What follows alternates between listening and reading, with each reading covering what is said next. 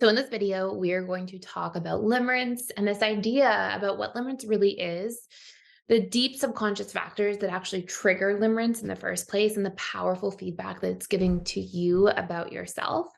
And then we'll cover the biggest things that fearful avoidant attachment styles tend to fall into limerence around and the reasons why and what you need to know about what to do.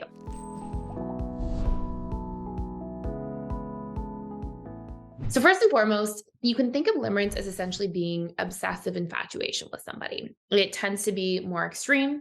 You can see it exist along a continuum, but essentially there tends to be this really strong fantasy bond with another individual.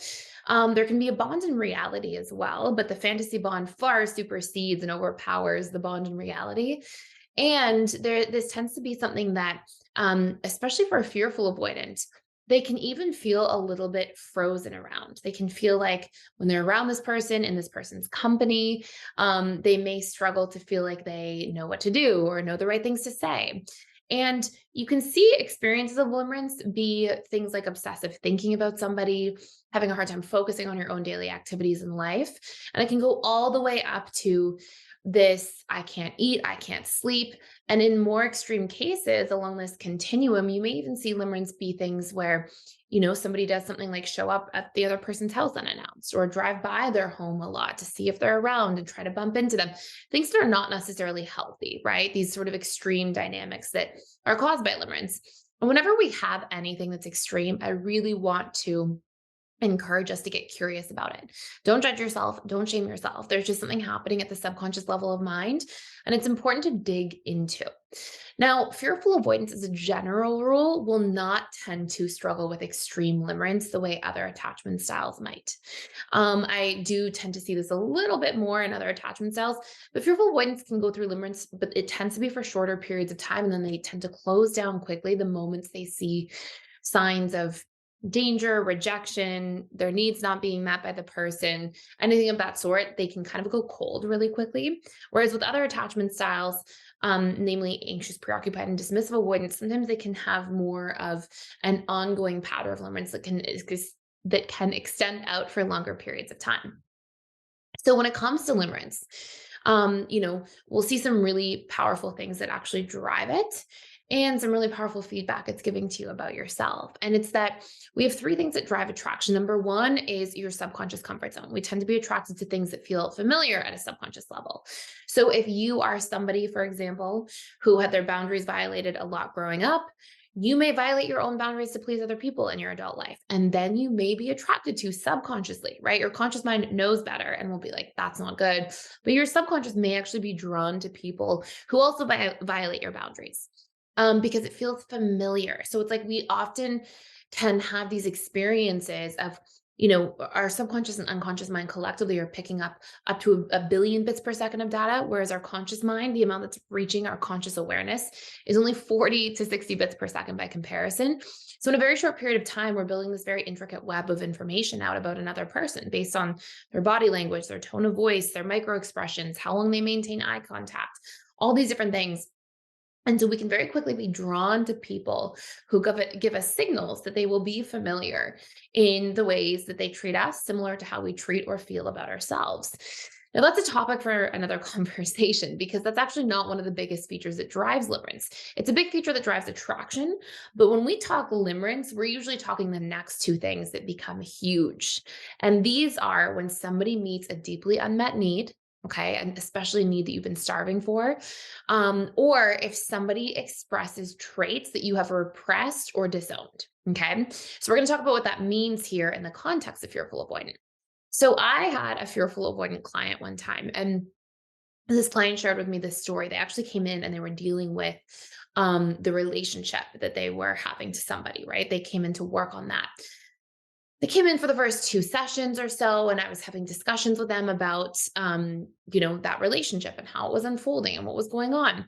And what they then went on to express to me is, I was kind of like learning about that relationship, figuring out all the different details and facts.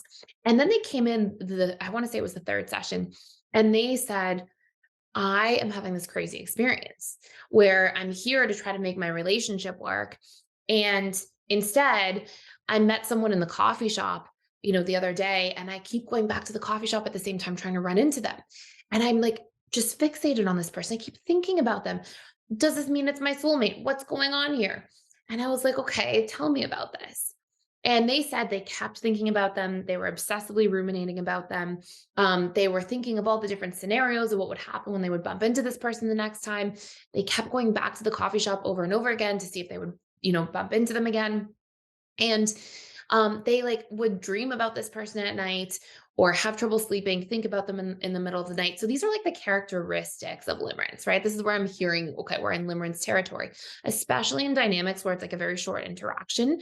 And there's clearly like more of a fantasy bond than a real life bond. So I said, okay, tell me about your meeting with the person. And they said, okay, well, I was trying to get all this stuff out of my purse, my keys, my wallet. I was trying to hold my coffee, and I dropped everything. And this person stopped what they were doing in front of me. They asked if I was okay, and they came in and they helped me clean up everything. They chatted with me a little bit, and they really just like looked at me as if they really like cared about me, like connected to me. And what this person, which is so interesting, was working on in the relationship to their partner, was how much they didn't feel seen. They didn't feel like their partner was present, was paying attention to them, was in that kind of dynamic.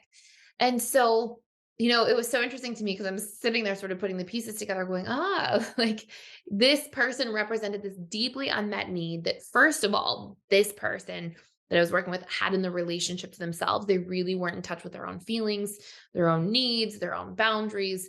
They were so much more focused on everybody outside of them. So they had this hunger to feel seen, to feel heard, to be like somebody was paying attention to them.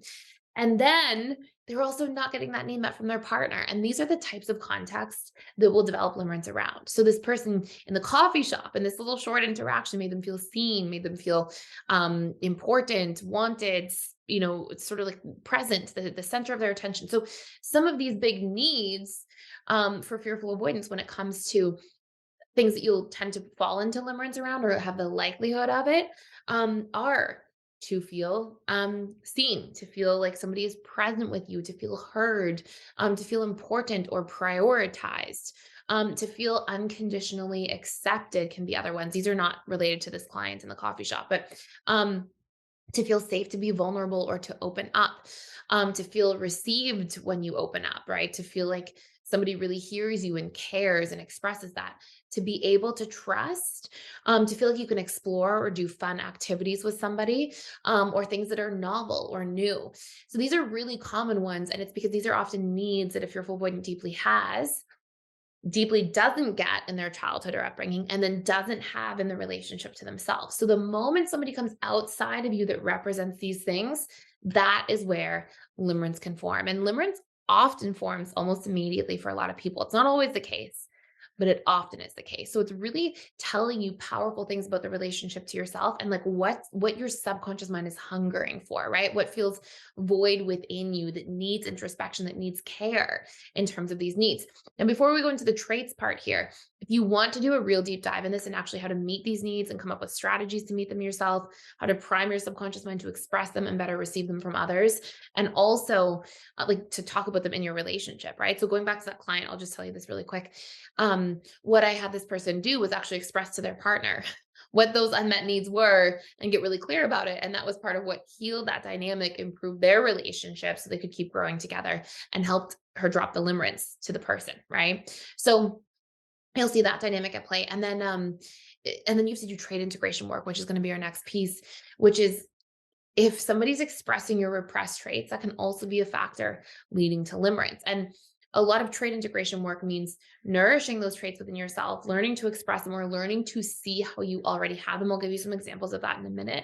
But if you don't want to wait for, all the steps and all that kind of stuff, if you want to do a deep dive into that course and check it out for free, it actually guides you through the trait integration work, the needs work. And these are things that until you heal and integrate in relationship to self, they will block you from becoming securely attached. So they're really, limerence is telling us very powerful, deep-rooted things within ourselves. So it's important to pay attention. So anyways, I'll put the link down below. You can check out that course for free for 7 days. It's an hour and a half long, more than enough time to get through the course. So anyways, the traits. So what are the traits that fearful avoidants often feel super drawn to? Well, this is an interesting one. Often people who are very self-accepting in the relationship to self, because fearful ones are often really hard on themselves, critical of themselves, tough on themselves before they do work to become more securely attached. Number two, assertiveness. A lot of fearful avoidants think that they're assertive, but assertiveness means that you can express a boundary consistently before angering. And what often happens with fearful avoidants is they are very not assertive. They only feel like they can assert themselves when they're angry, but that's more like aggressive than assertive, right? That's like you're using your anger as a tool to set a boundary rather than feeling comfortable and worthy of taking up space in your world every day and just asserting yourself as you are, saying, no, that's not good for me. No, I don't want to do that. Thank you, but no, thank you for me. Just being able to express hard no's all the time and whenever you need to while taking yourself into consideration, right? But but anyway, so assertiveness can be a big trait for fearful avoidance.